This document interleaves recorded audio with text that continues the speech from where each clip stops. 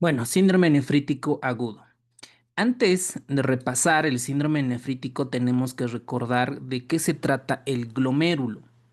Nosotros cuando hacemos una biopsia a un riñón, un pedazo de biopsia, y esto llevamos al microscopio óptico, nosotros vamos a ver varias imágenes redonditos como en cortes de cebolla. Esos cortes de cebolla antes se los denominaba los corpúsculos de Malpighi. En realidad, estos cortes de cebolla no son nada más que glomérulos. Esta biopsia, cuando se lleva al microscopio electrónico, como ustedes tienen la imagen allí del libro de Harrison, vamos a encontrar estas características. Miren, esta es la cápsula de Bowman, la parte parietal. Y aquí tenemos la entrada de la arteriola aferente, hace su glomérulo y sale como arteriola eferente. Este glomérulo está envuelta por unas células denominadas los famosos podocitos. Después, entre esta capa parietal y esta capa visceral, la capa parietal es la cápsula de Bowman y la visceral serían los podocitos, tenemos un espacio, que es el espacio de Bowman. Ahora, este glomérulo, al centro hay células. Esas células se denominan mesangio. ¿Por qué es importante? Porque en las patologías glomerulares, muchas de los depósitos de inmunocomplejos, vamos a poner acá, depósitos de inmunocomplejos. ¿Qué es un inmunocomplejo? Es un antígeno con su anticuerpo, ¿no? Este antígeno puede ser un pedazo, una inmunoglobulina tipo A anormal, por ejemplo, ¿no? Con su anticuerpo y se deposita aquí en el mesangio. Y nuestro sistema inmunitario dice, está enfermo este mesangio, lo voy a atacar. Entonces comienza a inflamar, comienza a proliferar el mesangio. Luego tenemos el endotelio capilar glomerular, que es parte del glomérulo, y los pedículos capilares. Ahora, cuando nosotros en esta enfermedad denominemos proliferación endocapilar, es hacia adentro, ¿no? Endocapilar.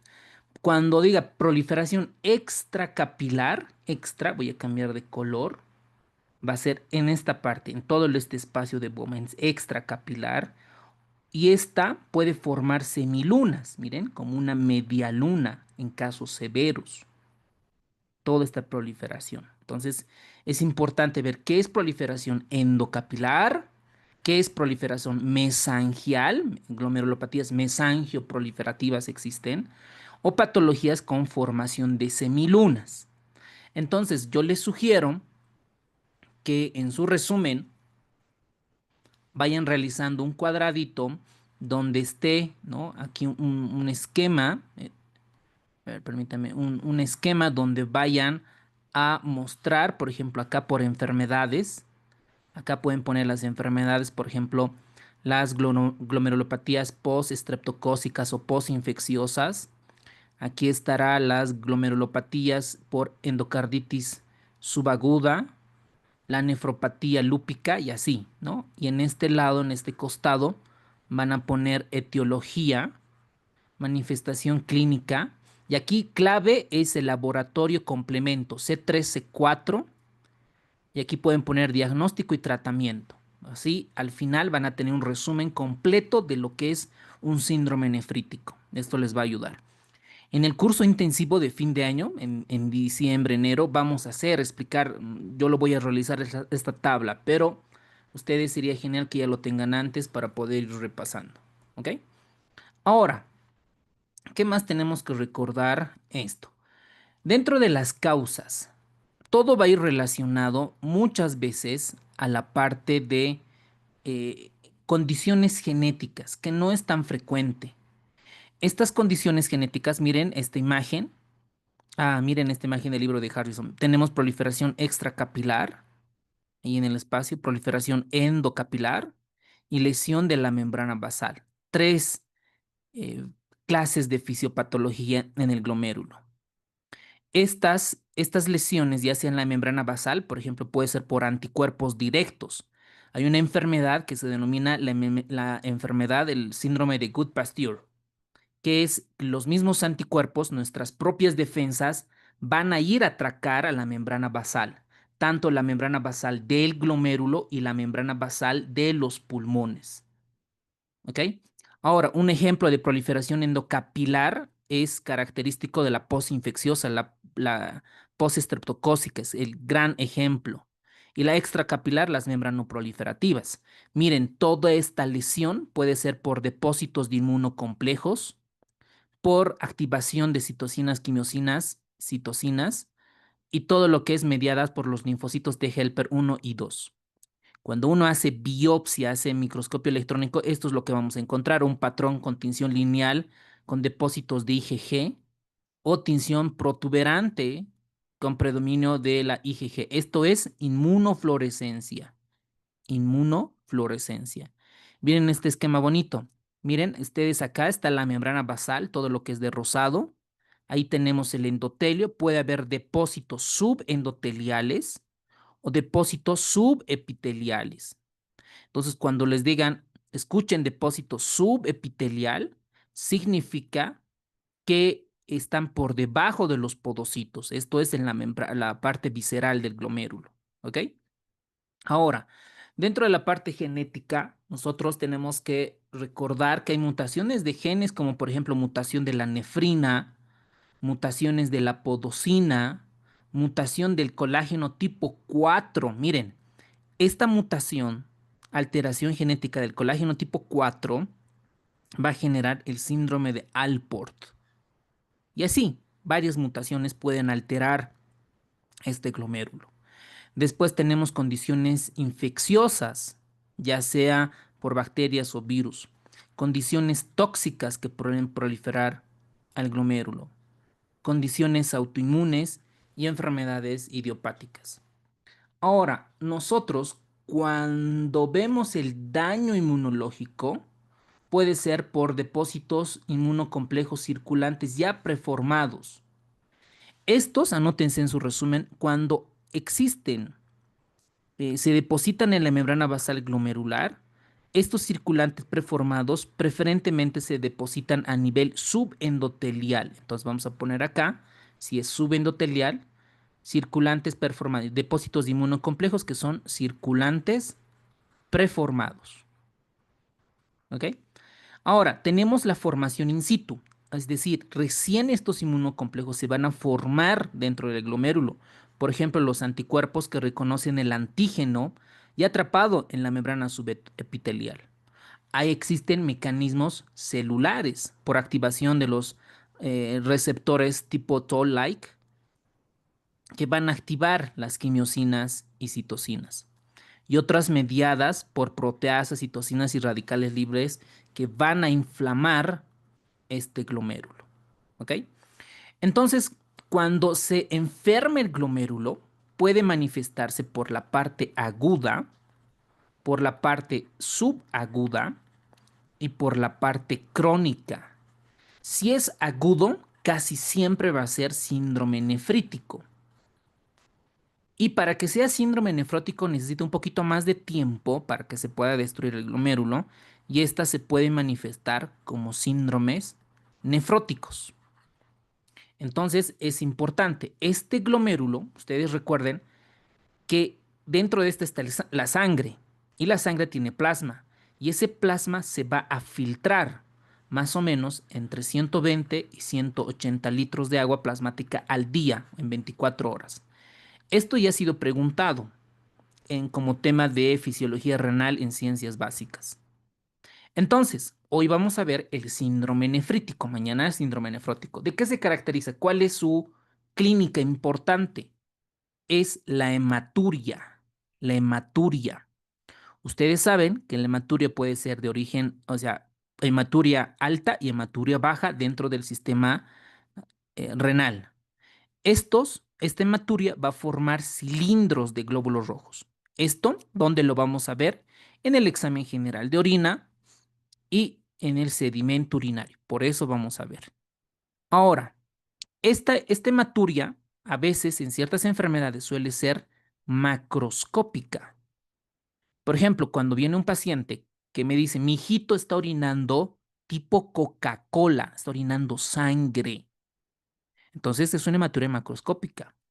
Este síndrome nefrítico puede tener proteinuria, pero la proteinuria es en rango no nefrótico, es decir, menos de 3,5 gramos en orina de 24 horas. ¿Cómo es esto en orina de 24 horas? Se recolecta, se dice, señor, señora, la primera micción a las 8 de la mañana comienza y la última va a ser a las 7. Entonces en orina de 24 horas. Ahora, la hematuria y la proteinuria casi siempre refieren que es patología glomerular. Algo le está pasando al glomérulo. Esta característica también está asociada a hipertensión, a edema. El edema es leve a moderado, mientras que en el síndrome nefrótico este es moderado a grave. Esa es la diferencia con el nefrótico. Puede existir piuria estéril, oliguria y acumulación de cuerpos nitrogenados. Bueno, ahora, en el síndrome nefrótico congénito, por ejemplo, cuando hay alteración de la nefrina y de la podocina, esto en la membrana visceral, en el podocito, van a generar síndromes nefróticos congénitos. Cuando se alteran los polimorfismos de la poliproteína L1 a POL1, van a generar glomerulosclerosis focal y segmentaria. Esto es parte del síndrome nefrótico. ¿Quiénes están en riesgo? La raza negra en un 70%. Por ejemplo, cuando hay alteración del factor H del complemento del sistema, van a generar membranas o glomerulopatías membranoproliferativas. Cuando hay alteración de ciertas glucoproteínas como la lámina AC, van a generar nefropatías por complemento C3. Esta es genética. En algún examen, creo que no sé si era de Estados Unidos o de Brasil, preguntaban como caso clínico, ¿no? Porque estos además están asociados a sordera, el síndrome de Alport, que es alteración de la subunidad alfa 4 alfa 5 del colágeno tipo 4. Y la enfermedad de Fabry no es nada más por deficiencia de galactosidasa alfas, ¿ok?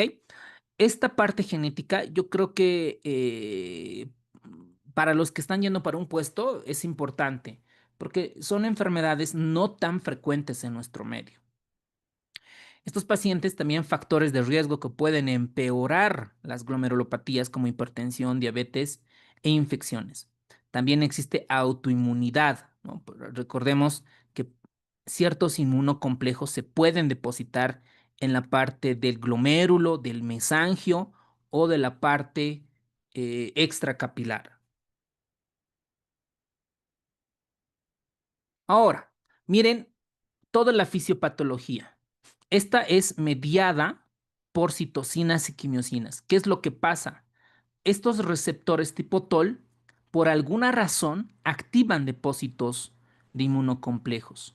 Todo esto hace que se infiltren células del sistema inmunológico, ya sea mononucleares, macrófagos, linfocitos T. Se genera una inflamación local. Esta inflamación puede dañar el capilar, hay una proliferación endocapilar, puede dañar la membrana basal glomerular o puede dañar el mesangio, será proliferación mesangial. Todo este fenómeno lleva a glomerulonefritis. ¿Inflamación de quién? Del glomérulo. Y cuando se inflama, va a dejar escapar al glóbulo rojo. Deja escapar y el paciente va a tener hematuria. Por eso, uno de los datos importantes en síndrome nefrótico es que el paciente tenga hematuria. ¿Ok? Ahora, esta enfermedad puede progresar, ya sea una nefritis intersticial, ¿ok? Puede estar acompañada, o también de fibrosis y atrofias tubulares.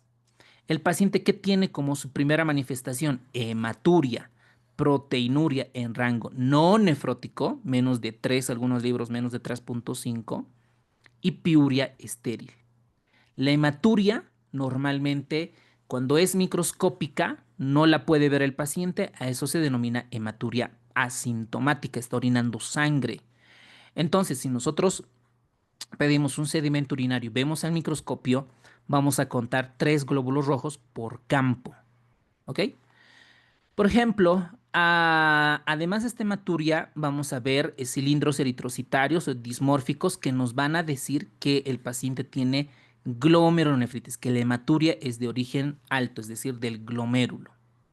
Ahora, miren este esquema bonito del libro de Harrison.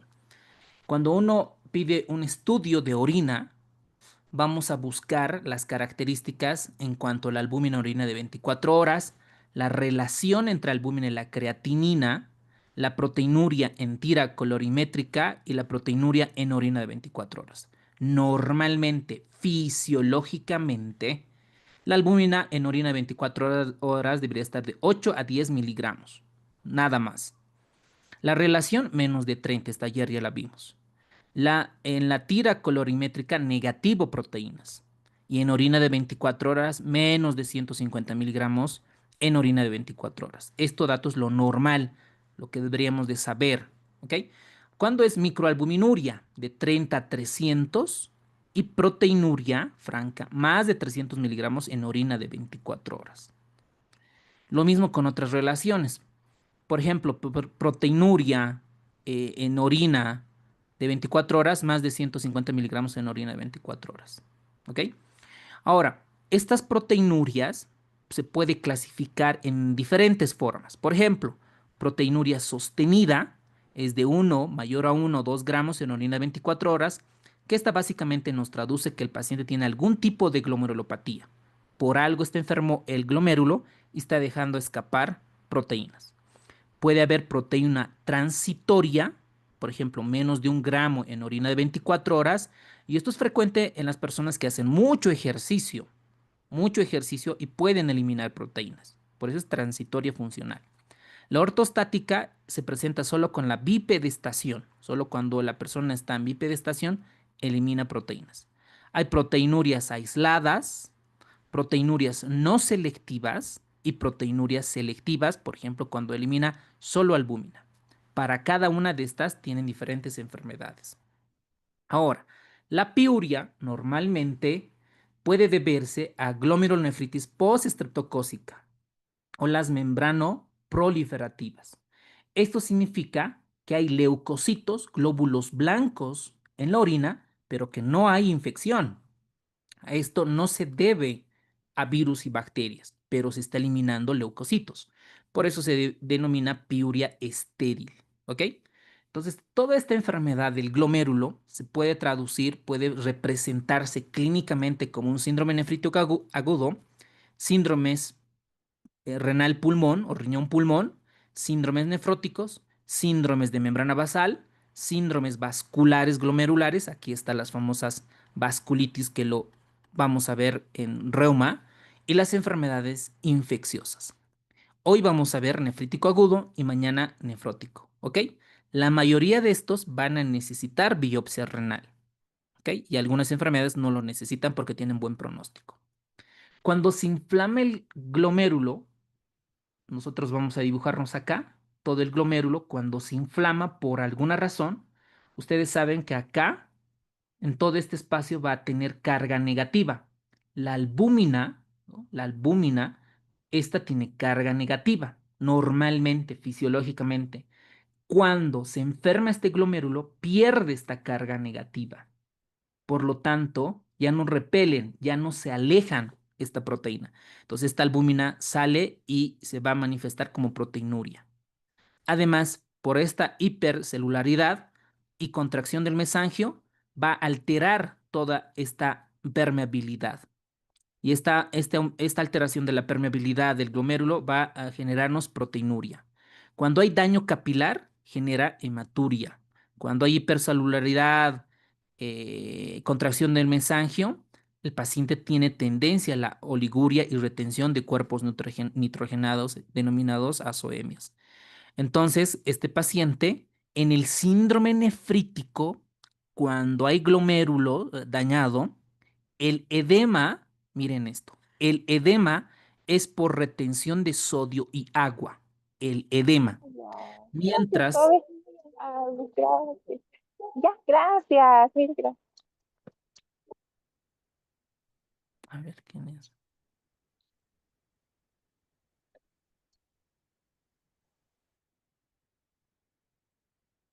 Ya.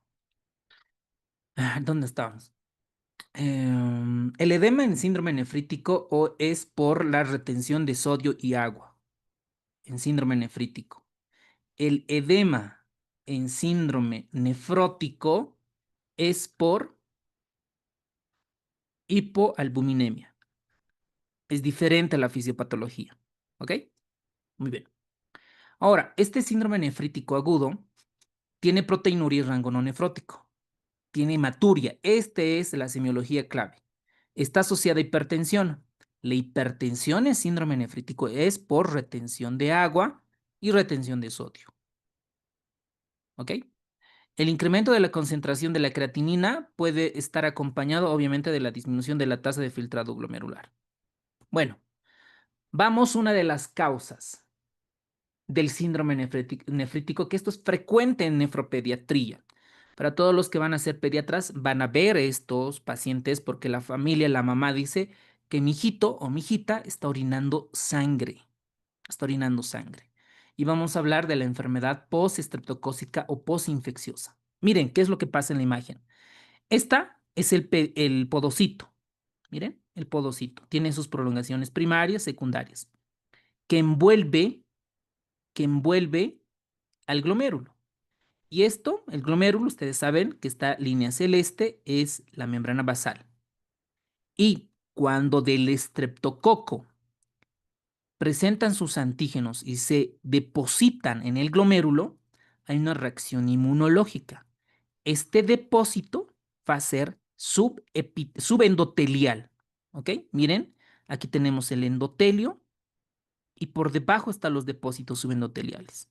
También suele existir depósitos en el mesangio. Entonces hay una proliferación endocapilar, porque los depósitos están subendoteliales. ¿Ok? Entonces, cuando ustedes escuchen, hay proliferación o glomerulonefritis proliferativa endocapilar, porque los depósitos son subendoteliales, lo primero que tienen que pensar es en glomerulonefritis postestreptocócica. ¿A quiénes afecta más? En la edad pediátrica, 2 a 14 años, específicamente a varones, y esta enfermedad suele venir después de una infección de la piel o de la faringe. En esta época, por ejemplo, en la faringitis estreptocócica, deben estar presentándose en el hospital de niño, en el hospital en la caja y en otros hospitales en parte pediátrica, van a ver este caso. Ahora, ¿qué tenemos que saber? Esto es una reacción de autoinmunidad, ¿ok? Nuestros anticuerpos van a ir a matar al estreptococo, pero por alguna razón los estreptococos tienen antígenos que también tienen el riñón. Por eso estas cepas tienen que ser nefritogénicas. Esta inflamación del glomérulo tiene como antecedente, se va a presentar de 2 a 6 semanas luego de la infección de la piel. Esto anótense, por favor, esto es lo detallado, de 2 a 6 semanas. Cuando hay una faringitis de 1, es un poco más corta, a 3 semanas, ¿no? Por ejemplo, si viene ahora un paciente que está orinando sangre, dice como Coca-Cola, como un refresco, entonces, la infección nosotros vamos a sospechar que hace 1 o 3 semanas tuvo infección, tuvo una faringitis estreptocócica. En estos casos no es necesario una biopsia renal, no es necesario, pero sí en anatomía patológica, ¿qué vamos a encontrar? Hipercelularidad mesangial, sobre todo endotelial, vamos a encontrar células polimorfonucleares, depósitos subendoteliales, subepiteliales, y cuando hay depósitos subepiteliales, como ustedes ven acá, vamos a encontrar en anatomía patológica las famosas jibas. Es como una jorobita, miren, de un camello. Entonces, cuando ustedes escuchen en anatomía patológica encontramos jibas, es una glomerulonefritis postestreptocócica. Ok, nos llega a nosotros a la consulta, ¿no? Un paciente, ¿no? La mamá le trae, dice que está orinando sangre. ¿Qué vamos a hacer? Pedir, investigar si el paciente todavía tiene activo el estreptococo, si tiene faringitis. Tomamos la muestra, pedimos asto para ver si está activa la faringitis y le damos tratamiento. Normalmente una penicilina es suficiente. Si el paciente tiene fiebre, tiene toda la manifestación clínica. ¿Ok? Y el tratamiento tiene un buen pronóstico esta enfermedad de glomérulo. No necesita en la mayor parte algunos inmunosupresores. Porque recuerden, ¿qué es lo que le está atacando? No la bacteria, sino las defensas del niño está atacando a los glomérulos. Entonces, esto es buen pronóstico, tiene buen pronóstico y la mayor parte no necesita inmunosupresores, ya sea corticoides, micofenolato de mofetil o ciclofosfamida u otros. Bueno, aquí tenemos las cepas nefritogénicas en cuanto a impétigo, M47, 49, 55, la más frecuente es la M47 y 49, posibles preguntas de examen, y en la faringitis la M1, 2 y 4, ¿ok? Como frecuentes. ¿Qué más tenemos que saber en cuanto a esta enfermedad? Dentro de esta enfermedad está mediada por mecanismos de inmunidad. Intervienen antígenos estreptocócicos. Hay una exotoxina que se denomina la famosa exotoxina pirógena estreptocócica que se va a depositar en los glomérulos y hay un receptor de plasmina que puede estar activada y generar toda la inflamación. Entonces el paciente viene con hematuria, ¿no? Piuria, cilindros eritrocitarios, edema, hipertensión y puede tener lesión renal aguda de característica oligoúrica. Muchas veces, o sea, en algunos casos pueden proliferar a glomerulopatías rápidamente progresivas. La mitad de estos pacientes pueden tener sensación de malestar general, incluida cefalea, anorexia, dolor en punta de costado. Y este dato anótense, por favor. Hay disminución, ¿ok? Hay alteración del sistema de complemento, ¿ok? Con disminución del CH50 bajo, C3 bajo y C4 normal. Dentro de la fisiología analicen la parte alterna y la parte clásica. Anótense, esto casi siempre lo preguntan en los exámenes de la residencia a nivel nacional y a nivel internacional. ¿Cuál de las glomerulopatías tiene disminución del complemento CH50 con C3 bajo y con C4 normal? ¿Ok? La glomerulopatía postestreptocócica. ¿Cómo hacemos el diagnóstico? Aumento de asto, ¿ok? Puede positivizarse la antideneasa y el anticuerpo contra la hialuronidasa. Y el tratamiento es básicamente controlar la hipertensión, ¿ok? El edema, antibióticos si el paciente lo necesita y no necesita inmunosupresores, ¿ok? No necesita. Y el pronóstico es muy bueno en los niños. En los ancianos, si se presenta, esos pueden necesitar inmunosupresores y puede llegar a terapia de reemplazo renal, ¿ok? Entonces, ¿qué tenemos que saber? Que afecta a la edad pediátrica, que esta inflamación del glomérulo se presenta después de una infección por estreptococo beta hemolítico del grupo A de la ansefial. Dentro de estas infecciones están las faringitis, las amigdalitis, ¿ok? Estos están acompañados de edema periorbitario periférico. ¿Cuál es la causa del edema, doctores? En glomerulonefritis postestreptocócica, por hipoalbuminemia, hipoproteinemia, alteración del sistema linfático. ¿Cuál es la fisiopatología del edema? Retención de sodio. Retención de sodio. Retención de sodio y agua. Eso, muy bien, doctores. Retención de sodio y agua, ¿ok? Entonces, como retiene agua y sodio, entonces aumentamos la precarga, ¿no ve? Al aumentar la precarga, aumentamos el gasto cardíaco y por ende la presión arterial, por eso tiene hipertensión. ¿Por qué tiene la orina en color de té o Coca-Cola? Porque tiene mucha hematuria y proliferación endocapilar. Es autolimitada, no hacemos mucho, muy pocas veces puede provocar glomerulonefritis rápidamente progresiva, ¿ok? ¿Cómo hacemos el diagnóstico? Solicitamos ASO o ASTO, que es en nuestro medio, que básicamente son anticuerpos antiestreptocócicos positivos. Miren, el C3 es bajo, ¿ok? Porque hay autoinmunidad. Está bajo? Porque esos complementos del C3 se están depositando en el glomérulo. Es un tipo de reacción de hipersensibilidad tipo 3. Recuerden en inmunología repasar hipersensibilidad tipo 1, 2, 3 y 4. Si nosotros hacemos biopsia, vamos a encontrar depósitos de inmunocomplejos a nivel subendotelial de tipo IgG, IgM y C3. Recuerden, C3 está depositado y en plasma vamos a encontrar bajos, ¿ok? Y los famosos JIBAs, ¿ok? Las famosas JIBAs o jorobas. ¿Qué significa? Que los depósitos son subepiteliales. ¿ok? En la microscopía electrónica. Muy bien, veamos en este caso. Una de estas es incorrecta, dice, en relación al síndrome nefrítico. Los antimicrobianos no disminuyen la aparición de nefritis. No, sí. Si tienes una faringitis y es bacteriana, es mejor tratarla porque puede afectar la fiebre reumática, recuerden, ¿no? Fiebre reumática y la glomerulopatía postestreptocócica, las faringitis. Entonces, una Moxi-Penny yo creo que es suficiente. Las glomerulonefritis se manifiesta de 1 a 3 semanas después de la faringitis clásica. Miren, de 1 a 3. Siempre suelen preguntar en cuánto tiempo aparece después de la faringitis y después del impétigo. Perdón, en impétigo, ¿cuánto tiempo más o menos aparece, doctores? De 1 a 6 semanas, doctor. Exacto, ¿no? De 1 2 a a 6. 3, 2 ¿No a ve? 6. Exacto, de 2 a 6, doctor. Excelente, gracias. Y en la biopsia vamos a mostrar hipercelularidad a nivel mesangial y sobre todo endotelial. ¿Qué presenta el paciente? Hematuria, hematuria. Se hinchan los ojitos e hipertensión.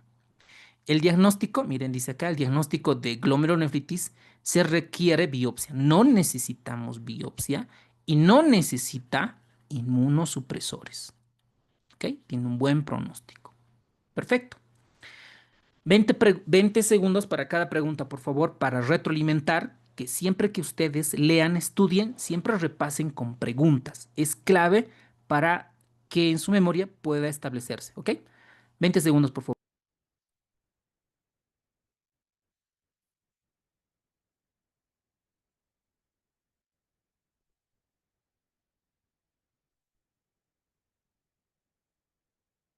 Quiero ir de viaje. En verdad quiero ir. Podrida aquí ya.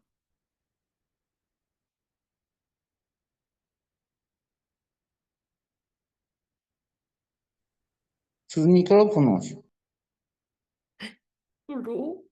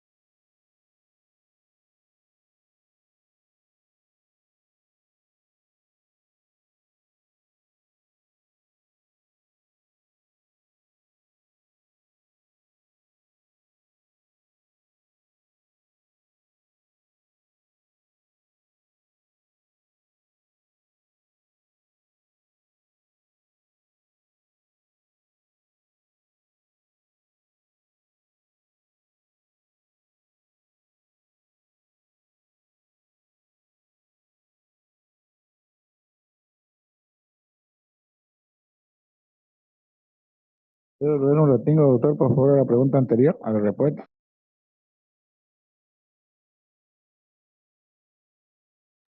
Gracias, muy Esta amable. es una pescadita, miren. Cuidado que estén poniendo estreptococo beta hemolítico. Está bien hasta allí, pero es el del grupo A del Lancefiel. Este es estreptococo del grupo A, tipo M, nefritógenos. Y aquí recuerden las cepas, ¿no ve? Tanto en impétigo como en faringitis. A esto se podría complementar y podríamos complicar esta pregunta, ¿no? Nada más cuidado con eso. Esta está fácil.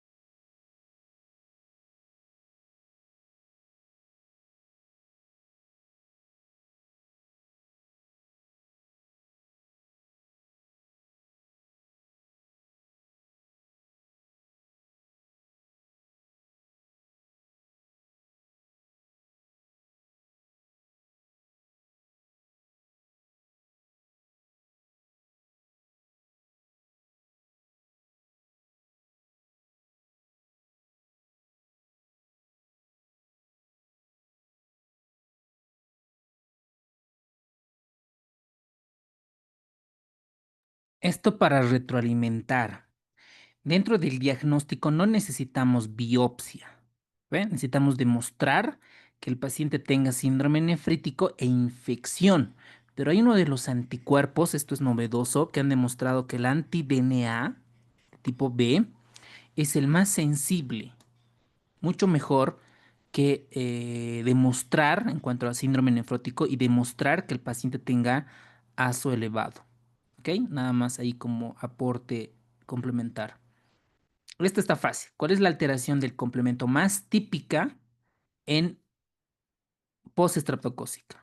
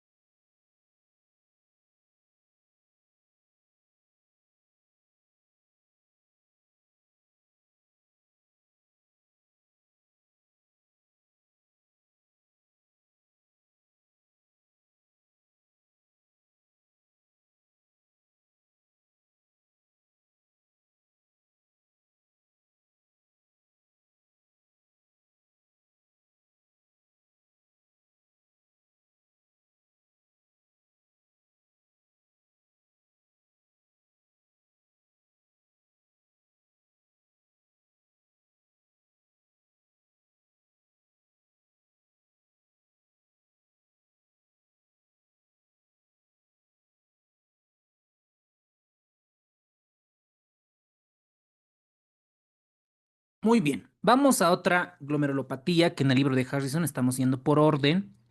Es la endocarditis bacteriana subaguda. Ya vamos a ver en infectología cómo se diagnostica a un paciente con endocarditis y cuándo se la considera subaguda.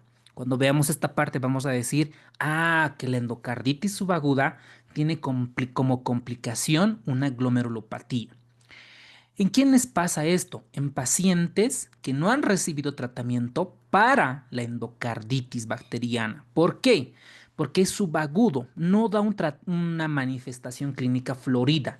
A veces no tienen fiebre, lo único que tienen es sensación de malestar general. No tienen soplo, entonces decimos, no, ¿qué tendrá el paciente? Y de repente orinan sangre y en vez de ir a buscar alguna alteración en el corazón, otra parte, nos fijamos mucho en el riñón. Entonces, estos pacientes tienen hemocultivos negativos y suelen presentarse en endocarditis la mitad derecha del corazón, es decir, los que están asociados a drogas por Staph aureus principalmente.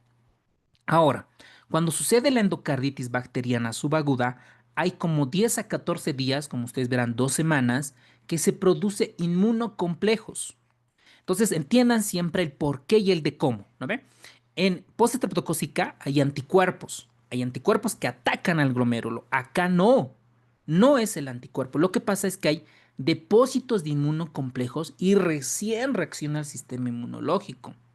Entonces, si no recordamos que hay varios tipos de inmunocomplejos, ¿no? Es otro tema, pero repasen, por favor, pregúntenle a cualquier IA, sean GPT, que les va a contestar en base a libros de medicina interna, ¿qué es un inmunocomplejo? ¿Cómo se clasifican?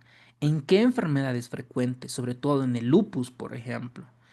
Y cuando nosotros vemos a los riñones, a nivel subcapsular, vamos a encontrar como sangraditos, Cuando una persona tiene puntitos rojos, ¿verdad? O nevos rubí, como púrpura, petequias, ¿verdad? Tienen las famosas hemorragias subcapsulares, que en el libro de Harrison lo muestra como picadura de pulgas. Picadura de pulgas. ¿Ok? Entonces, estos pacientes pueden necesitar biopsia renal. ¿Para qué? Para ver qué tan grave está y qué tratamiento le vamos a dar. ¿Qué vamos a encontrar en la biopsia? Va a haber una proliferación. Vamos a dibujar acá un glomérulo, las arteriolas eferentes. Vamos a encontrar una proliferación focal. ¿De quién? ¿De endocapilar? No, del mesangio. ¿Qué era el mesangio? Era como la estructura, ¿no ve? El sostén del glomérulo. Entonces hay una proliferación del mesangio. También hay leve proliferación a nivel subendotelial, subepitelial y en casos graves suele formarse semilunas ahí. Voy a pintar. Pueden formarse semilunas. Miren este dato clave que les voy a dar. Cuando ustedes escuchen semilunas, es una afectación grave y en la mayor parte de estos casos se manifiesta como síndrome nefrótico. Pierde muchas proteínas. ¿Ok? Entonces, estos pacientes pueden tener hematurias macroscópicas, microscópicas, toda la parte de síndrome nefrítico. Además, el paciente, miren, está asociado a anemias normocíticas normocrómicas. Recuerden, la postestreptocócica no tiene anemia, ¿no ven? Esta sí puede tener anemia. Puede haber hipocomplementemias, factor reumatoide alto. Puede existir crioglobulinas positivas de tipo 111 e inmunocomplejos circulantes y ANCA positivos. Esto es lo que más puede positivizar. ¿Cuál es el tratamiento? Pues erradicar la endocarditis. ¿Ok? Erradicar. Ahora, algunas derivaciones ventriculoauriculares, puede haber infecciones y esto también empeorar la glomerulopatía. Veamos esta pregunta. ¿Cuál de las siguientes afirmaciones es verdadera respecto a la glomerulonefritis por endocarditis bacteriana subaguda? ¿Es común en la endocarditis bacteriana aguda? No, es subagudo. Es la clave. Porque si es agudo, pues el paciente lo va a detectar rápido y le van a dar tratamiento rápido. Entonces no correlaciona. ¿Será mediada por hipersensibilidad tipo 1? ¿Requiere tratamiento con esteroides? ¿Se caracteriza por depósitos inmunes en todos los planos glomerulares? Y no presenta alteraciones de complemento. Entonces, dentro de esta afección, vamos a encontrar que hay depósitos de inmunocomplejos. ¿Ok? ¿Cuál es el mecanismo principal patogénico asociado a la endocarditis? Autoanticuerpos antinefrina, no. Hipoperfusión glomerular, no. Esto es más de un paciente en choque. Depósitos de inmunocomplejos inmunes, sí. Activación directa de macrófagos, no. Obstrucción tubular, no. Esto es más de necrosis tubular aguda. Entonces, el inciso C, fácil. ¿Qué patrón histológico se asocia a derivaciones ventriculares con prótesis? Principalmente proliferación mesangial. Recuerden, proliferación mesangial. Endotelial es postestreptocócica. Aquí lo que predomina es mesangioproliferativa, mesangial. ¿Ok? Vamos a una enfermedad grave. Esta es terrible, la nefropatía lúpica. En reuma, nosotros vamos a ver el tema de lupus, la enfermedad lobo, ¿no? El lupus lobo. Ustedes saben que el lupus es frecuente en las mujeres en edad reproductiva. ¿Y por qué fallecen? ¿Por qué mueren? Por infección y otra por patología renal. Por patología renal. Y el lupus tiene mayor gravedad en pacientes estadounidenses de raza negra. ¿Por qué sucede esto? En el lupus vamos a ver que dentro de la fisiopatología, a ver, así a grandes rasgos, rápido. Nosotros tenemos células en nuestro cuerpo, ¿no? Está formado por membrana celular, citoplasma, núcleo, lo que hemos llevado en colegio y en pregrado. Estas células no son para siempre, tienen que morir. Dentro de esta célula hay retículo endoplasmático rugoso, el liso, está el aparato de Golgi, están las mitocondrias, ribosomas por ahí nadando, peroxisomas, todo lo que hemos llevado, ¿no ve? Dentro del núcleo, ¿qué hay? Material genético, está el ADN, por afuera está el ARN y así, varias cosas. Cuando una célula muere, a veces se quedan restos de un pedacito de ADN, un pedacito de ribosoma, ¿no? Un pedacito de mitocondrias, ahí se quedan como desechos celulares. A veces, ¿quién barre o quién limpia estos desechos? Nuestros macrófagos, ¿no? Macro, comer, fago, o ¿cómo es? Macro grande, fagos comer, ¿no? Este macrófago, por alguna razón, no limpia todo, no fagocita todo. Entonces, el sistema inmunológico dice, anticuerpo, yo soy el sol, o el arma, voy a atacar, voy a formar anticuerpos contra el ADN, anticuerpos contra el ribosoma, anticuerpos con la mitocondria, con diferentes moléculas. Entonces se crean autoanticuerpos. Estos autoanticuerpos, muchos de estos materiales, ¿quién filtra? El hígado y el riñón. ¿No ven? Entonces el riñón, estos desechos se depositan acá, en el glomérulo, se depositan. Y los anticuerpos atacan a este glomérulo, atacan.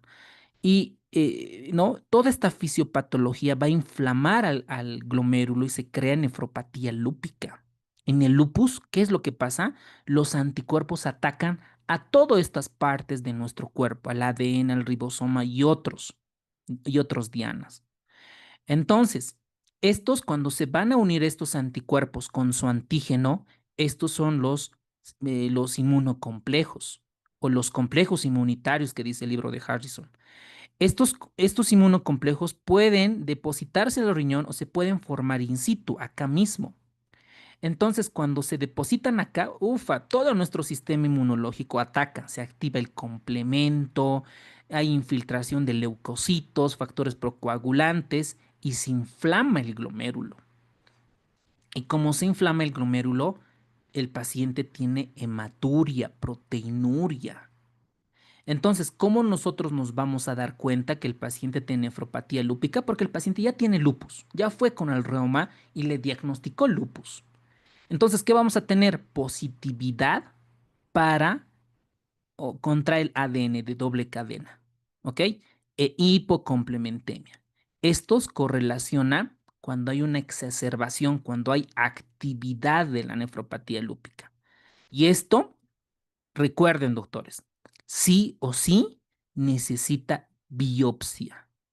Pero doctor, ¿para qué voy a hacer biopsia si ya sé que tiene nefropatía lúpica? Doctor, necesitamos para ver la estadificación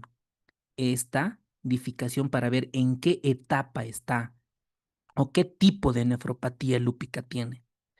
En base a este tipo etapa, vamos a hacer el tratamiento, porque no todos necesitan plasmaféresis, no todos necesitan inmunoterapia combinada, inmunosupresión combinada. Para eso necesitan, para hacer tratamiento, ¿cuál va a recibir? Y esta clasificación creo que es un poco ¿no? la clave de nefropatía lúpica. Si quisieran realmente aplazarnos, nos pueden preguntar esto. Y en nuestro simulacro de nefro está cada una de estas. Miren, la tipo 1, tipo 2, ¿no? Le haces biopsia a tu paciente. Tiene lupus, tiene creatinina alta, está orinando sangre. ¿Ok? Dice, doctora, doctor, estoy orinando sangre. Ah, puede ser nefropatía lúpica, señora. Vamos a tener que biopsiarlo, pero no va a sangrar. Sí, hay riesgo, pero lo vamos a hacer con la mayor delicadeza y nuestra complicación en nosotros es 1%, ¿no? Somos unos cracks. Listo. ¿Para qué? Te va a preguntar el paciente. Para que usted, señora, tal vez no necesita tratamiento para su riñón, o necesita tratamiento a dosis altas, o necesita terapia de reemplazo renal. Para eso, para el tratamiento. El tipo 1, tipo 2, tanto la mesangial mínima, la proliferación mesangial, el paciente no necesita tratamiento, tiene un buen pronóstico. Pero si el paciente tiene tipo clase 3 o clase 4, el paciente va a tener hipertensión, proteinuria en rango nefrótico y necesita altas dosis de corticosteroides e inmunosupresores. Si nosotros a este paciente no le damos tratamiento, va a tronar su riñón y va a terminar en terapia en hemodiálisis. Para eso, ¿ok? La nefritis focal es cuando hay una proliferación endocapilar más extracapilar focal, ¿ok? En ciertos compuestos, en ciertos lugares. Cuando es difusa, es endocapilar y extracapilar, pero con depósitos inmunitarios, subendoteliales y alteraciones mesangiales. Por eso es difusa. Ahora, la membranosa, recuerden, cuando ustedes escuchen nefropatía membranosa, casi siempre tiene proteinurias en rango nefrótico. Ah, doctor, entonces, ¿esto es síndrome nefrótico? Sí, síndrome nefrótico.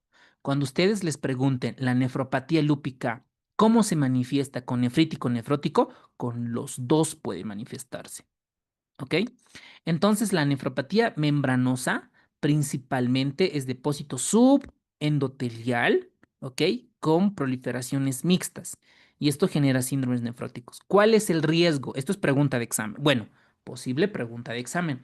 Es pregunta de nuestros simulacros. ¿Cuál de estos tipos o cuál de estas clases de nefropatía lúpica se complica con trombosis de la vena renal? Trombosis de la vena renal es la clase tipo 5, ¿ok? Justamente mañana, es jueves, ¿verdad? Sí, mañana van a operar a unos cirujanos un vascular, una trombosis de una vena renal, ¿ok? Se ha pedido el ecodoppler, el paciente tiene cáncer, ¿ok? Y está trombosado la vena renal.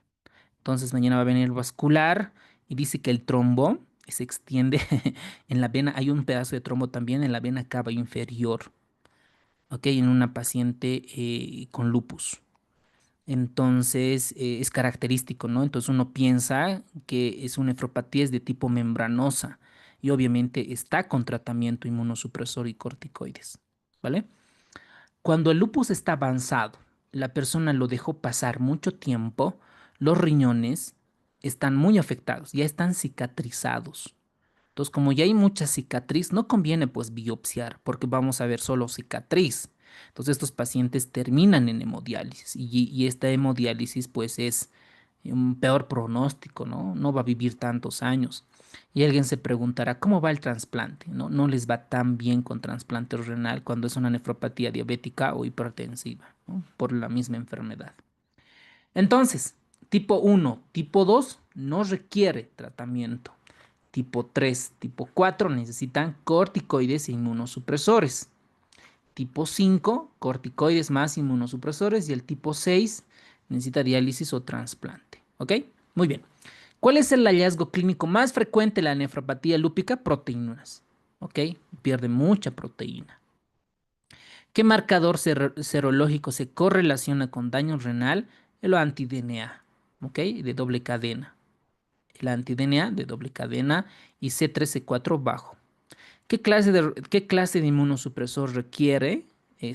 Ciclofosfamida, micofenolato de mofetilo y sobre todo las clases 3, 4 y 5. ¿Cuál clase tiene peor pronóstico sin tratamiento? Recuerden la clase 4.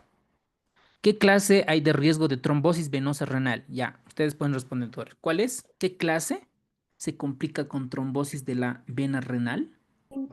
Clase 5. 5. Eso. Clase 5. Bien, qué bien, doctores. La clase 5, ¿ok? ¿Cuándo repetir la biopsia renal? Cuando está empeorando, ¿no? Al empeorar la función renal aumenta la proteinuria. Muy bien. 20 segundos para cada pregunta, doctores. Vamos. Están cracks, están capísimos.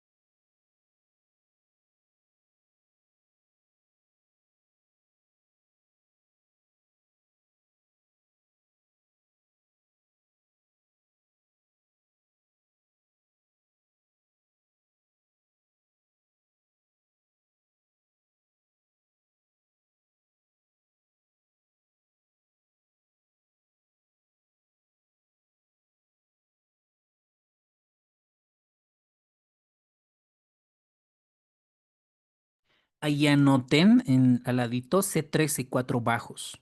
Ambos es. Y le falta ahí su complemento bajo. Porque puede ser que esté positivo el anti-DNA, pero si tiene C3, C4 normal, no está activa. Entonces, por eso es importante anotar más C3, C4 bajo disminuidos, ambos.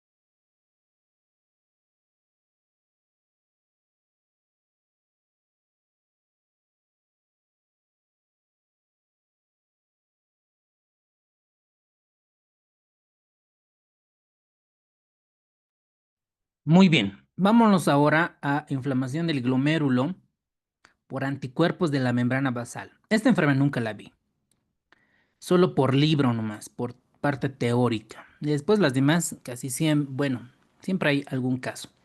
Pero creo que esta enfermedad es una de las más graves, así tremendas, porque incluso para su manejo necesitamos inmunosupresores a dosis altas. Y no solamente afecta al glomérulo, que también afecta al pulmón. Entonces, este es el famoso síndrome pulmón-riñón. El síndrome de pulmón-riñón va a estar generada por un anticuerpo.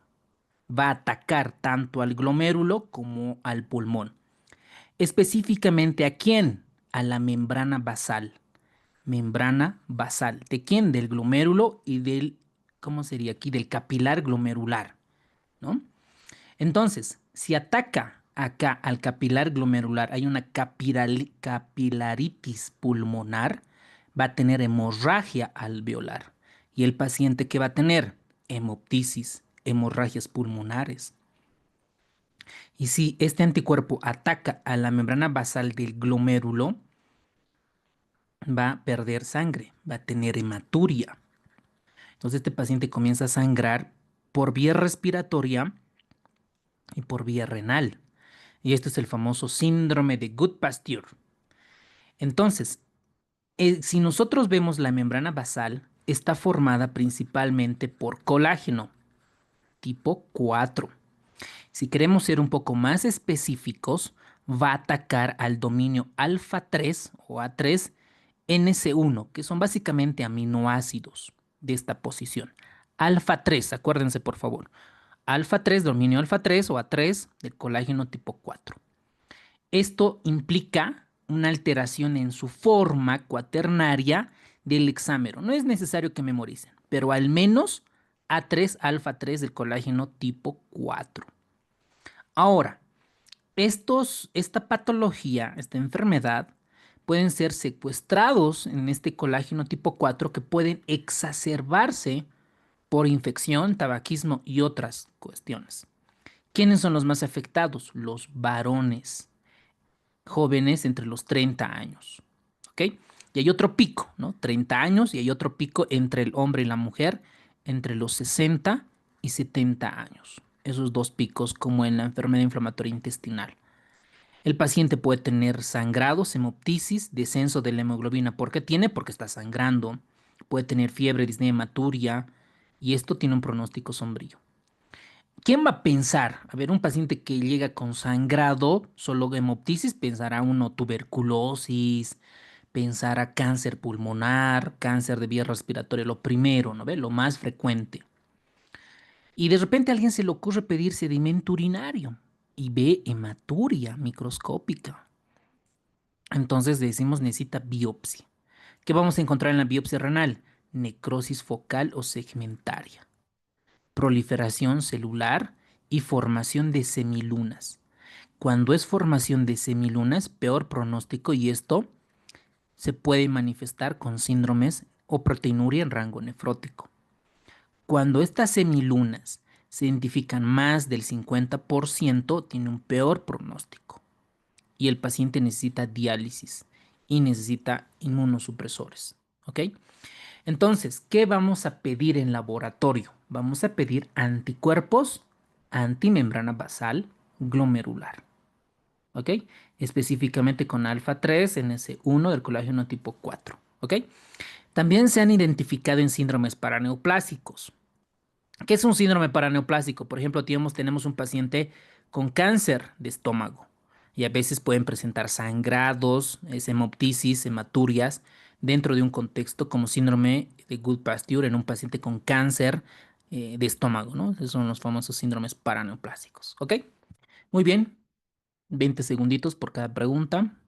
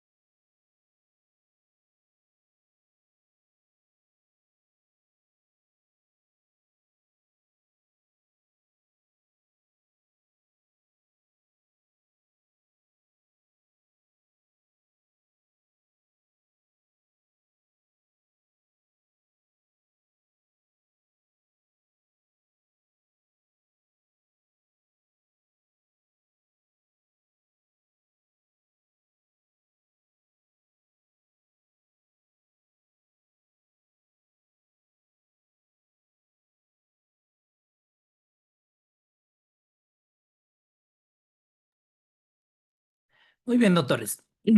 Una nefropatía, en alguna vez algún amigo en colegio, esto como anécdota, jugábamos fútbol, hacíamos algún deporte de educación física y orinaba sangre.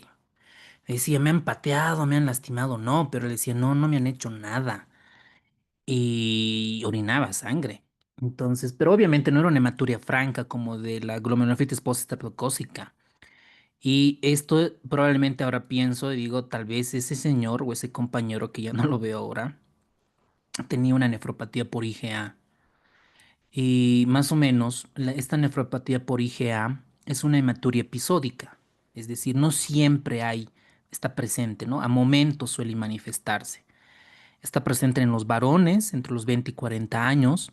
Lo anormal es una inmunoglobulina tipo A mal galactosilada. Está anormal esta IgA. Como está normal, se deposita en el riñón, específicamente en el mesangio.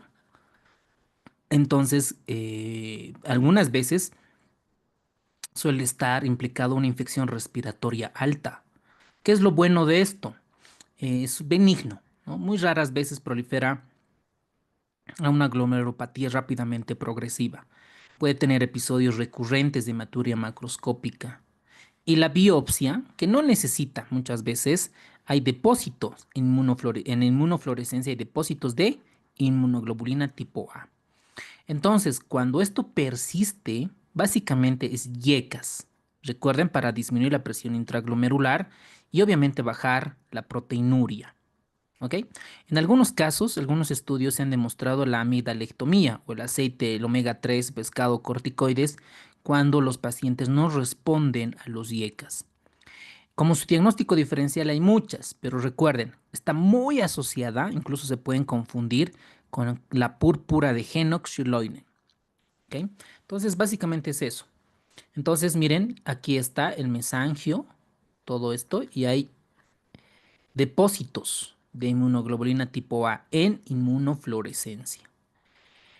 Dentro de las glomerulopatías es el tipo más común de características idiopáticas. Está afectado más el varón entre los 20 y los 30 años. Puede haber microhematuria sintomática. Muchas veces tiene antecedente de una infección del tracto respiratorio superior o gastrointestinal. Miren esto, un ejercicio agotador puede desencadenar hematurias.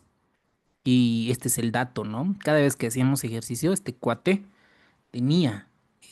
presentaba hematurias macroscópicas. Del 25 al 30% de los pacientes pueden terminar en enfermedad renal, pero un 70% tienen buen pronóstico. ¿Qué vamos a encontrar a nivel laboratorial? Aumento de la IgA, niveles normales de C3, pueden estar asociados a vasculitis por IgA. Miren al microscopio que vamos a encontrar una proliferación mesangial, a la inmunofluorescencia, depósitos de IgA en el mesangio, y al microscopio electrónico, depósitos de complejos inmunes mesangiales. Y en la biopsia vamos a encontrar depósitos, ¿no? De IgA en el mesangio. Aquí tenemos, ¿no? Esta es lo que podemos encontrar en la biopsia. Hipercelularidad mesangial, hipercelularidad endocapilar, puede haber esclerosis segmentaria, ya cuando progresa puede llevar a una fibrosis intersticial, y si no se trata, hay presencia de semilunas, ya que tiene un peor pronóstico. Hay varias formas de presentación, miren, hay hematurias macroscópicas episódicas, que esta puede relacionarse por infecciones respiratorias, hematurias microscópicas persistentes, el paciente no se da de cuenta, por eso es asintomática, proteinurias leves a moderadas que pueden progresar a síndrome nefrótico y muy pocos pacientes a glomerulonefritis rápidamente progresiva y que necesita obviamente en este caso algún tipo de inmunosupresores. Entonces el manejo es dependiendo de la severidad. En pacientes con proteinuria leve y una función renal normal, básicamente seguimiento, control de la presión arterial y la proteinuria. Aquí nos va muy bien con los IECAS. Proteinuria persistente, más de 1 gramo día, ahí necesita IECAS o ARAS, sí o sí. Si son refractarios al IECA y al ARA, necesitan corticoides. Casos graves necesitan inmunosupresores, corticosteroides, citotóxicos, incluso plasmaféresis. ¿Qué es la plasmaféresis? Miren, plasmaféresis. Es decir, como le quitamos plasma, mandamos a una máquina y saca los anticuerpos y devuelve el plasma sin anticuerpos. ¿Ok? Eso es plasmaféresis. Y algunos estudios han demostrado que la amigdalectomía, quitar las amígdalas y el omega 3 pueden mejorar, pero no hay un buen nivel de medicina basada en la evidencia. ¿Ok? 20 segundos, por favor.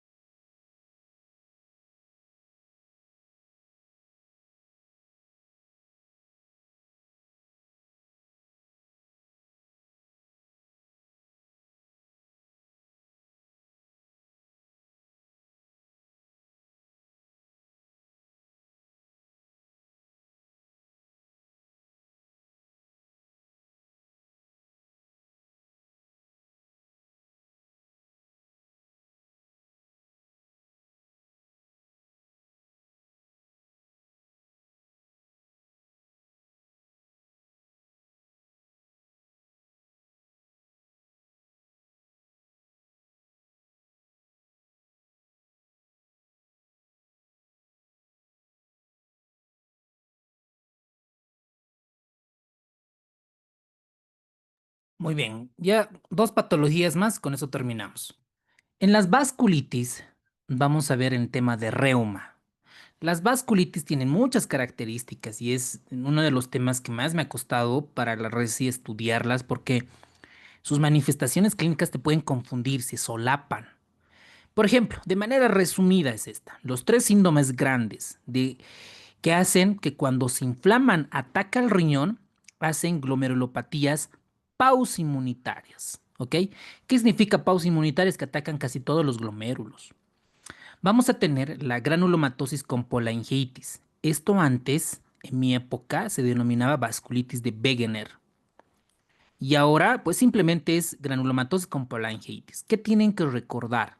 Que este afecta sistema respiratorio y afecta a los riñones. ¿Qué suelen preguntar en la residencia? Los autoanticuerpos, las dianas. Aquí las dianas es la proteinasa 3, el ANCA-C, de distribución citoplasmática. ¿Ok? ¿Qué es ANCA? Anticuerpos contra el citoplasma del neutrófilo. ¿Ok? Eso es ANCA. ¿Cuál es su diana? La proteinasa 3. ¿Cómo me acuerdo esto? Hasta ahora, para cuando igualito que ustedes, yo estaba estudiando. Dice proteinasa 3. Ok, 3. Y esto le daba la vuelta, lo giraba, ¿no? Y hacía así más o menos. Ah, Wegener, ¿no? Es proteinasa 3, Wegener, granulomatosis con polangitis. Miren, aquí qué dice la parte teórica. Presenta patología respiratoria, ¿no? Miren, rinorrea purulenta, fiebre, dolor sinusal, poliartralgias, tos, hemoptisis, ¿no? Todo se mezclaba. Decías, ¿y ahora cómo me voy a agarrar? ¿Cómo voy a acordar? Este tiene patología respiratoria y renal, pero más respiratorio, más o menos. Y si afecta el riñón, hace como síndromes nefríticos, hacen proteinurias en rango no nefróticos. Entonces, como es patología respiratoria frecuente, hay nódulos en tórax. Esto en tomografía es evidencia. No, entonces necesitamos biopsia para ver qué tipo de glomerulopatía hace y hace necrotizante y sin inmunocomplejos. Miren, porque el mecanismo fisiopatológico es por ANCAS, no es por depósitos inmunocomplejos. Los mismos anticuerpos atacan a estas células y destruyen. ¿Ok? Primer dato. Otra es la polangitis microscópica. ¿Qué recordamos? Que esta ataca riñón y respiratorio, pero más riñón, más riñón. Y en la biopsia no tiene granulomas. Puede manifestarse como síndromes nefríticos. Otro caso preguntado en los exámenes de la res, el famoso síndrome de Churg-Strauss, o como actualmente sería granulomatosis eosinofílica, ese es el otro nombre, o vasculitis eosinofílica, es el otro nombre. ¿Cuál es el ANCA? Acá es el ANCA perinuclear, alrededor del núcleo, por eso está la P. ¿Cuál es la diana? ¿A quién va a atacar? A la mieloperoxidasa. Mieloperoxidasa. ¿En quiénes vamos a sospechar Churg-Strauss? Esto ya lo vimos en asma, en pacientes en asma refractarios de difícil control. Entonces, el paciente además tiene aumento de eosinófilos. Hay eosinofilia periférica, puede haber púrpura, así datos bien raros, ¿no? Pero aquí lo que destaca es asma, cosa que las otras vasculitis no las tienen, miren, no las tienen. Rinitis alérgica. Puede haber hipergamaglobulinemia de tipo IgE. Recuerden, la IgE siempre está relacionado con alergias, parasitosis y otras, ¿verdad? Lo mismo los eosinófilos. ¿Qué vamos a encontrar en la biopsia? Una glomerulonefritis necrosante segmentaria focal. ¿Ok? Muy bien. ¿Cuál es el tratamiento? Inmunosupresores, doctores. Ya vamos a ver en reuma qué tipo de inmunosupresor, cuál inmunosupresor, etc. Miren, este es un resumen. Este es el Wegener, ¿no? Wegener, su diana, aquí es la proteinasa 3. El ANCA, ¿verdad? Miren, esta tiene una afectación pulmonar y riñón. Está en la incidencia máxima entre los 65 y 74 años. Miren el diagnóstico, es un ANCA-C. Su proteinasa es su diana es la proteinasa 3. Es una reacción de hipersensibilidad tipo 4 y puede generar necrosante segmentaria a nivel del riñón. La polangitis microscópica, este es más riñón, ¿no? Hace glomerulonefritis rápidamente progresiva, pauso inmune. Puede tener un ANCA-P y su diana la mieloperoxidasa, pero es en baja cantidad, muy bajo porcentaje. Yo prefiero que recuerden esto y esto. En Churg-Strauss, la granulomatosis eosinofílica con polangitis, esta es P-ANCA y la diana es mieloperoxidasa. Miren acá, miren, el asma en Churg-Strauss, asma de difícil manejo. Puede generar igual glomerulonefritis rápidamente progresivas pausoinmunes. Recuerden, ¿qué tipo de glomerulopatías hace? Pausoinmunes, pausoinmunes, pausoinmunes. Las vasculitis ANCA positivos que lo vamos a ver en reuma. Las nefropatías de membrana basal, ya la comentamos, ¿no? La anemia de colágeno tipo 4, el síndrome de Alport dentro de su genética. Y creo que con eso terminamos, doctores. Creo que nos falta una más, ¿no? A ver, ¿cuál de las siguientes afirmaciones describe mejor, dice, la fisiopatología por ANCA? Es una glomerulonefritis pausinmune, ¿no? Es directamente los ANCAs. A ver, formación de complejos inmunes, no depósitos glomerulares, no activación de neutrófilos. Miren, esta es activa neutrófilo por anticuerpo antiproteinasa 3 o antimieloperoxidasa. Esa es la fisiopatología, el mecanismo. A ver ustedes, esta pregunta, ¿cuál sería?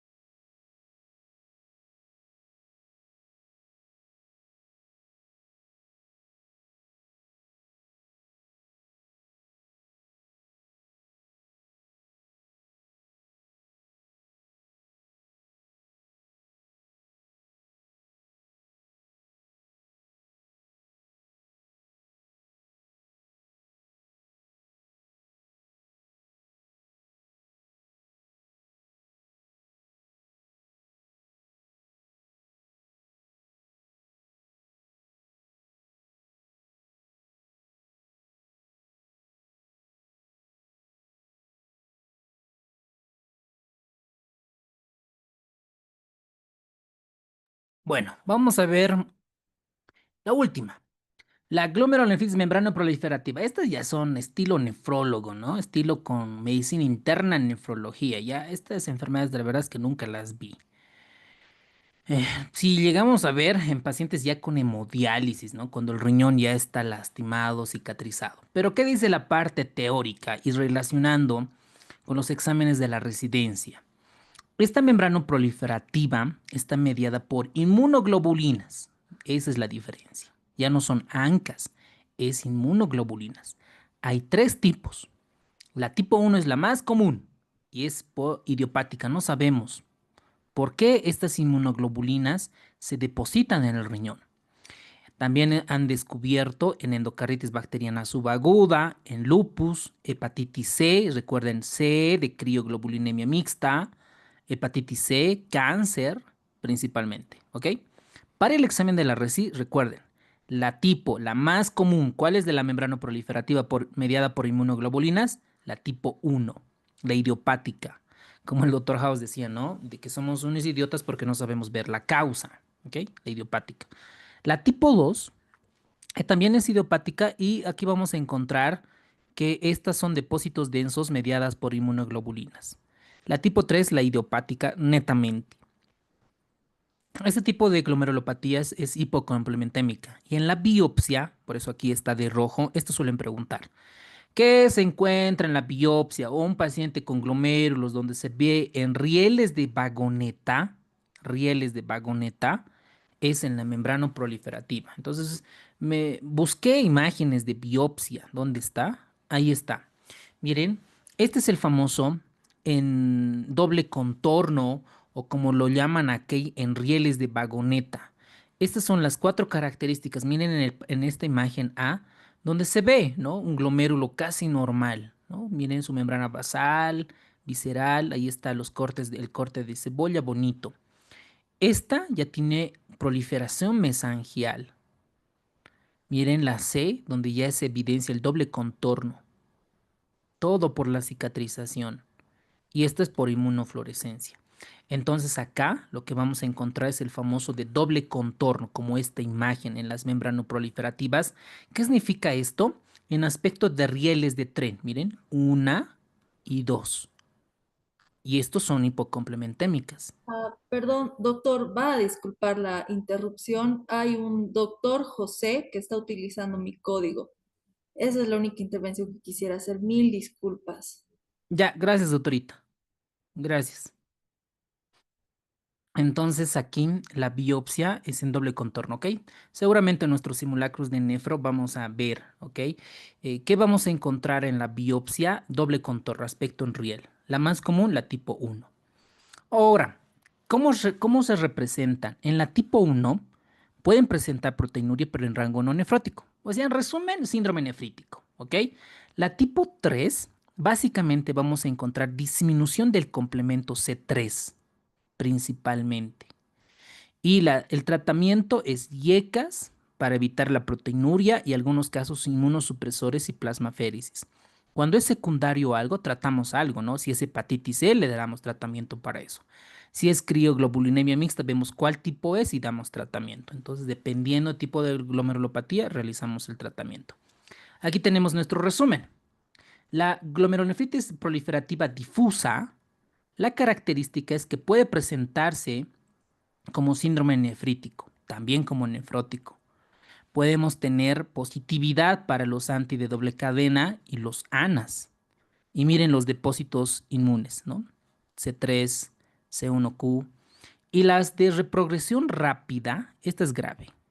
Estos pacientes fallecen. Con todas las características, ¿no? La rápida progresiva puede ser por formación de media luna, recuerden la que tiene peor pronóstico y hacen síndromes nefróticos. Hay de características lineales, como por ejemplo el síndrome de Goodpasture, que hemos visto la enfermedad antimembrana basal glomerular, las granulares que llegan a glomerulopatías rápidamente progresivas y otro tipo de vasculopatías. ¿Ok? A ver, vamos analizando cada uno de estos. Dice, es incorrecta con relación a la glomerulonefritis membranoproliferativa. El 70% muestran hipocomplementemia. ¿Por qué? Porque hay consumo, porque hay actividad. La tipo 1 suele acompañarse de hepatitis A y E persistentes. No, miren, la tipo 1 está acompañado de hepatitis tipo C, ¿ok?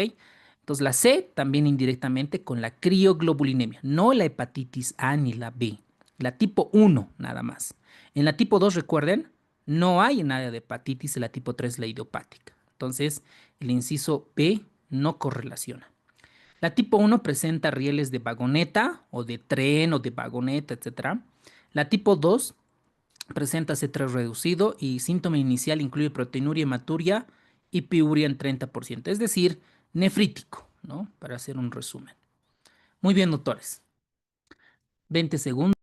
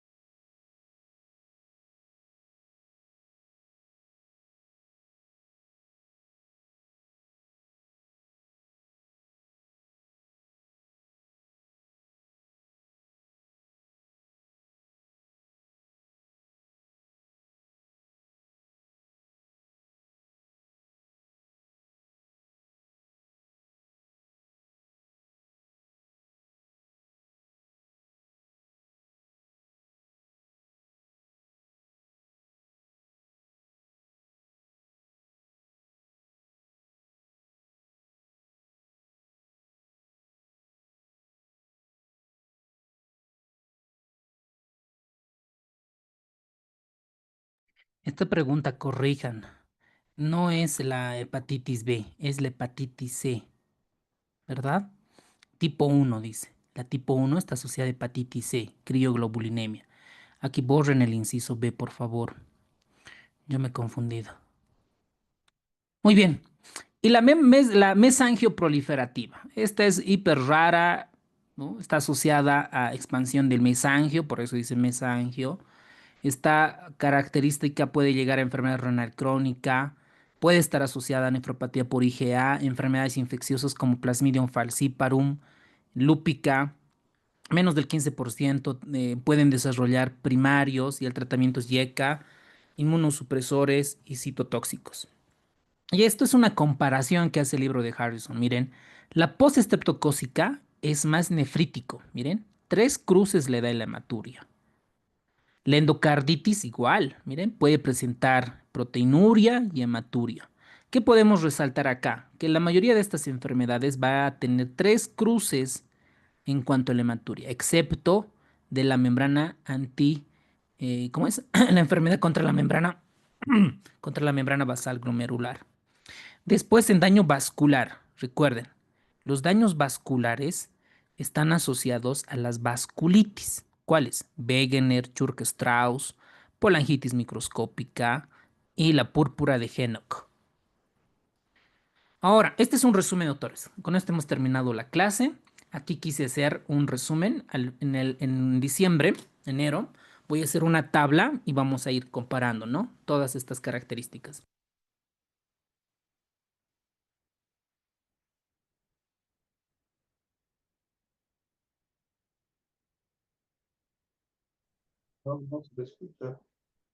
Doctor, ¿no se escucha? Doctor, su audio. Ahora sí. Sí. Sí, doctor. Sí, Ya, doctor. ya. Gracias, gracias. Es que creo que he tocado el micrófono y con un golpe se apaga. Gracias, gracias. Entonces les decía acá que la glomerulonefritis está clasificado como hipocomplementémica y la normocomplementémica. Es como un resumen. La hipocomplementémica vamos a tener, por ejemplo, en la postestreptocócica. Miren este dato. Disminución de niveles de C3 bajos con C4 normales. ¿Cuál es el tip? Que están en la biopsia los depósitos subepiteliales, las famosas gibas o humps en inglés. Entonces aquí vamos a poner gibas. En lupus, en nefropatía lúpica, hay la disminución de los dos complementos, la C3 y C4. Y aquí hay depósitos inmunocomplejos. En crioglobulinemia mixta esencial hay disminución del C3, sobre todo del C4, y la C3 puede estar normal, ¿ok? Puede estar normal. Y la membrana no proliferativa, tanto en la 1 como en la 2, hay depósitos densos, con C3 disminuido y en poca medida el C4. ¿Qué suelen preguntar en el examen? Estas dos sobre todo. Nefropatía lúpica posinfecciosa con relación a los complementos. Las normocomplementémicas, las que no se consumen porque el mecanismo fisiopatológico es diferente. Recuerden la nefropatía por IgA, la enfermedad de Berger. ¿Ok? Aquí los cambios normales en cuanto a C3-C4. En las glomerulopatías pausinmunes, donde ataca todos los glomérulos, las vasculitis ANCA asociadas, les pueden preguntar igual, ¿no? ¿Cuáles son las vasculitis ANCA positivas? Wegener, Churg-Strauss y demás. Las membranoproliferativas igual están normales, el complemento y igual la enfermedad de Alport. Ahora veamos este caso clínico. Yo creo que sí van a poder responder. Niño, o sea, ya miren, por pediatría creo que ya saben de qué estoy hablando. 3 enfermedades nomás pueden ser. Viene por edema facial, color de orina en Coca-Cola, oscura. La hipertensión, el mecanismo es por retención de sodio y agua a comparación del síndrome nefrótico por hipoalbuminemia. Disminución del volumen urinario hace 3 días. Hace 2 semanas presentó faringitis. 2 semanas. En el examen se presenta hematuria microscópica, proteinuria, cilindros eritrocitarios. Yo sé que está enfermo el glomérulo. Y antiestreptolicina 0 elevada. ¿Cuál es el diagnóstico? Nefropatía por IgA, rápidamente progresiva, postestreptocócica, un nefrótico idiopático o es una nefropatía lúpica. Fácil, ¿verdad? Van conmigo. O sea, esto Ni queriendo pueden fallar, ¿no? Muy fácil. A ver, veamos otro. 25 años, varón, ya están pensando, varón. Si es mujer, ya piensan en nefropatía lúpica, ¿ok? El tipo de clase, para cada clase los tratamientos, lo primero que se tiene que venir a la mente. Acude por hematuria recurrente, visible en orina, luego de episodios de infección respiratoria, ya sea faringitis o viral. No presenta hipertensión ni edema. Lo único que le preocupa es que orina sangre. En el examen de orina y hematía es dismórfico, significa que el origen de la hematuria es alta, es glomerular. C3 sérico normal y tiene antecedentes de enfermedad renal. ¿Cuál será el tratamiento? ¿Cuál será el diagnóstico? ¿Membranosa? No, pero la membranosa hace proteinuria franca, hace edema, ¿ok? Síndrome nefrótico, etcétera. Entonces, no encaja. ¿El glomerulonefritis lúpica? No, porque no me habla de anti-DNA positivo, ANAS positivos, eritema ¿cómo es? En las alas de mariposa, no, no me da, entonces no cuadra. Síndrome de Alport, no tiene sordera, ¿no? No encaja, no hay sordera. Glomerulonefritis rápida o membrano proliferativa, hay varios tipos, ¿no? Cada una de estas tiene sus características y no cuadra con el cuadro. Entonces, la enfermedad de Berger. ¿Ok? Muy bien. Muy bien, doctores. Es inciso B. La nefropatía por IgA. ¿Ok? Muy bien, doctores. Hemos terminado la clase. Muchas gracias por estar en esta clase. Nos vemos. Ah, tenemos otro más. A ver. Enfermedad de 30 años, masculino. Viene por hemoptisis leve. ¿Ok? Hemoptisis leve. Hay muy pocos, ¿no ven? Síndrome pulmón-riñón, hay muy pocos. Viene con hemoptisis. Consulta por edema y 150 de presión, creatinina de 2, hematuria, proteinuria, C3C4 normal, es decir, es una glomerulopatía normocomplementémica, ANCA negativos, o sea, no es Wegener, no es Neuchurka-Strauss, cuando me dicen ANCA negativos. Porque si fueran ANCA positivos, puedo pensar en Wegener, puedo pensar en Churka-Strauss o la polangitis microscópica, perfecto. Pero tiene anticuerpos antimembrana basal glomerular positivo. Ahí no pueden fallar, ¿ok? Entonces, ¿cuál será la respuesta? Eso, muy bien, doctores. Del síndrome de Good-Pasture, ¿ok? O enfermedad o síndrome riñón-pulmón, ¿ok? O síndrome o enfermedad antimembrana basal glomerular. Muy bien, doctores. A ver, veamos el retroalimentar. Granulomatosis con polangitis. Esto es Wegener. ¿Qué tenemos que recordar de Wegener? Que tiene una afectación respiratoria más florida. La más florida. ¿Qué tipo de ANCA es, doctores? ¿P o C? ¿Cuál es el ANCA? ¿Qué C. tipo de ANCA? ¿Perdón? ¿Cuál es? C. Exacto. ANCA C de distribución citoplasmática. ¿Cuál es su diana? ¿Contra quién va? Contra la proteína 3C, Eso, muy bien, doctor. Proteinasa 3. Ok, muy bien. Después, nefropatía lúpica, un paciente con lupus, ¿verdad? Postinfecciosa que ya la vimos y el síndrome hemolítico urémico. ¿Cuál es el agente etiológico del síndrome hemolítico urémico? Comienza con E. Eso, muy bien. ¿Cuál es el serotipo? O157H7. Eso, bien, qué capos. Bien, doctores, buenísimos. Muy bien. Hemos terminado la clase, doctores. En el simulacro de gastro, ya les voy a hacer una reflexión. A todos los que han sacado más de 90 para arriba,